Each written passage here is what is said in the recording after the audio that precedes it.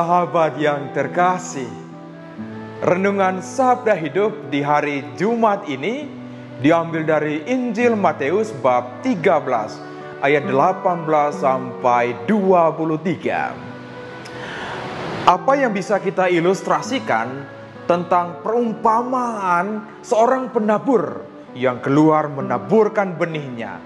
Ada yang jatuh di pinggir jalan, ada yang jatuh di bebatuan, ada yang jatuh di semak duri, dan ada yang jatuh di tanah yang baik. Saya mau sharingkan dua kenyataan ini. Kenyataan yang pertama itu di dalam hidup berkeluarga misalnya. Orang tua itu pingin sekali, wah anak-anak itu berhasil. Buah itu jatuhnya tidak jauh dari pohon. Tetapi kenyataan itu kadang-kadang berbicara lain.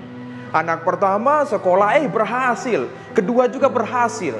Tetapi satu atau dua orang sudah sekolah putus-putus sekolahnya. Kadang-kadang sebagai orang tua, waduh kita katakan kok dia atau mereka ini beda dengan yang lainnya. Atau dalam karya pelayanan di gereja misalnya, wah sudah buat keren, buat banyak pelayanan di mana-mana, baik di dunia nyata maupun juga di dunia maya. Tetapi dalam kenyataan itu cerita bisa berbeda. Kita tidak bisa untuk menahan diri misalnya. Wah segala sesuatu itu kita posting di dunia maya. Termasuk juga pertengkaran-pertengkaran ada di sana. Kadang-kadang sebagai pelayan, sebagai pastor, wah kita merasa kok bisa terjadi seperti ini ya. Padahal itu khotbah itu sudah mulut bahkan berbusa-busa. Tetapi kenyataannya seperti ini. Para sahabat yang terkasih, inilah kenyataan-kenyataan dalam perjalanan hidup kita. Kadang sebagai manusia tentu kita kecewa juga. Tetapi kalau kita gunakan kriteria kita, wah disitulah kita menjadi orang yang begitu lemas kemudian tidak tahu lagi melangkah kemana. Tetapi Tuhan pada hari ini melalui sabdanya kita dikuatkan untuk terus melangkah, tidak menyerah pada kenyataan. Karena ini sebuah proses untuk menghasilkan buah-buah yang baik. Nah, yang menjadi kekuatan dalam Injil pada hari ini pada sang penabur itu sendiri. Bagaimana sang penabur itu tidak pernah berhenti untuk menabur.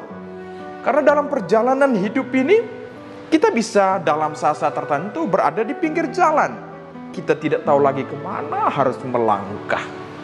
Atau bebatuan. Wah pikul batu kehidupan ini begitu banyak. Lalu kemudian di semak duri. Duri yang masuk ke dalam hati kita. Pengalaman kekecewaan yang terjadi.